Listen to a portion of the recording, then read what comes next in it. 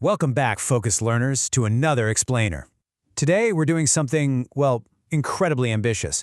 We're going to decode the actual blueprints of tomorrow's artificial intelligence. To do that, we've got to look past all those shiny product announcements and mainstream headlines, right? We need to look directly at the raw, unfiltered math currently being published by the world's leading theorists. We're diving headfirst into the proceedings of the 39th Conference on Learning Theory. You'll hear it called COLT 2026, out in San Diego. This is the highly academic, strictly theoretical space where the future of machine learning is mathematically proven long before a single line of code is ever written. And just to give you a sense of the sheer scale we're dealing with here, 7,135. That's the number of pages published in volume 336 of the proceedings for this one conference. Think about that. Over 7,000 pages of dense, pure, theoretical math.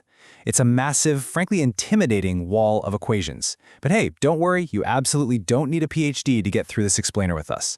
We're going to simplify it, map the whole thing out, and show you exactly what these researchers are building behind the scenes. Okay, let's dive into this. Here's our roadmap for navigating all this math. We'll kick things off with a welcome to COLT 2026, then hit generative AI in diffusion. After that, we'll look at the push for data privacy, explore the quantum learning frontier, and finally, wrap up with the unsolved open problems. All right, Section 1. Welcome to COLT 2026, Decoding the Blueprints of Tomorrow's Algorithms.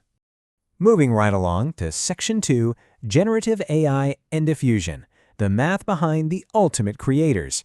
Now, generative AI has obviously taken the world by storm, but at COLT 2026, researchers are aggressively stripping these models all the way down to their mathematical studs. Now, I know academic paper titles can sound super intimidating, but let's break down one standout paper from Sitan Chen, Kevin Kong, and Jerry Lee. They're focusing on masked diffusion models. So what are those? Basically, they're systems that generate data by reversing a masking or noise process. But the focus here isn't just on, generating pretty pictures. It's all about optimization. Chen and his team are tackling the precise inference schedules required to make these models run at absolute peak mathematical efficiency. As you read through the proceedings, a unified, almost obsessive theme keeps popping up: optimization. Whether it's Dmitriev's team pushing for efficient sampling with discrete models, Chewy breaking down DDPM's score matching, or Moicha's group figuring out how to steer diffusion models with quadratic rewards, the core goal is identical.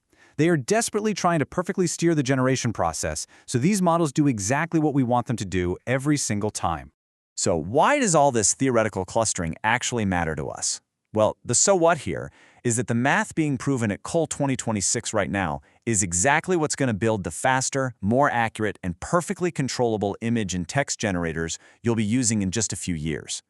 It's really about graduating from models that randomly hallucinate to models that are strictly bound by rigid, mathematical guarantees of accuracy and efficiency. A real game changer. Which brings us to Section 3, the push for data privacy, protecting the individual in the age of big data. Look, as AI models grow exponentially, the theoretical imperative to lock down the user data they train on grows right along with it. And you can clearly see the tension of our current era in two highly contrasting paradigms from the conference. On one side, standard models face the frankly terrifying reality of what Maratra's team calls infinite contamination. I mean, infinite contamination. That is a massive, massive risk when it comes to data leakage. But then, on the flip side, researchers like Ding are countering this directly with Minimax optimal differentially private synthetic data. It's essentially the ultimate battle, the messy reality of data contamination versus the intense mathematical push for strictly private data synthesis. And this battle for privacy is playing out across multiple fronts. You've got Joseph and their team designing ripple mechanisms for discrete and private statistics. Then you have others, again like Maratra's team, pushing the absolute boundaries of differentially private language generation in the limit. Meanwhile, researchers like Menart and Nikolov are digging deep into the gradient complexity of private optimization. The big takeaway here is that differential privacy is definitely no longer an afterthought. It's not just a compliance checklist anymore. It's becoming a core foundational constraint that's being engineered directly into the algorithms at a subatomic math level. And the real-world application for all this abstract math? It's guaranteeing that you can train incredibly powerful AI, say on global hospital records or highly personal financial behaviors, without ever compromising or exposing the underlying sensitive data. These exact privacy mechanisms are what will eventually make medical and personal AI genuinely safe for us to use at a global scale. Let's shift gears to Section 4, the quantum learning frontier. Algorithms for a completely different kind of computer. This is where the energy shifts to the absolute bleeding edge. We're talking about the space where machine learning collides with quantum mechanics. Just listen to this paper title from Bansal, Caro, and Mahajan. Cloning is as hard as learning for stabilizer states. What a profound statement, right? In classical computing, copying data is literally trivial. You just copy and paste. But in quantum mechanics, the no-cloning theorem states that you actually cannot perfectly copy an unknown quantum state. So this paper fundamentally links the difficulty of cloning to the very act of machine learning itself in a quantum environment. Which naturally leads us to ask, what does this actually mean for quantum memory? Think about it. If an algorithm physically cannot perfectly copy the data it's looking at, how in the world does it remember it? How does a quantum algorithm actually learn without traditional replication? This mathematical impossibility is forcing researchers to completely rethink the entire architecture of how learning even works. And theorists are tackling this impossibility head-on. We're seeing a massive evolution in the field right here, from mapping out information computation gaps in quantum learning to learning depth-3 circuits via quantum-agnostic boosting, all the way to incredibly practical approaches like shadow tomography with few copy measurements. Basically, they're actively figuring out how to extract critical learning from these incredibly fragile quantum states using as few copies as mathematically possible. It's wild stuff. Moving to our final part, Section 5. Unsolved Open Problems. The questions keeping theorists awake at night. You know, perhaps COLT 2026's most valuable function isn't actually providing answers, but formally mapping out the absolute limits of our current understanding. For instance, here's a massive open problem.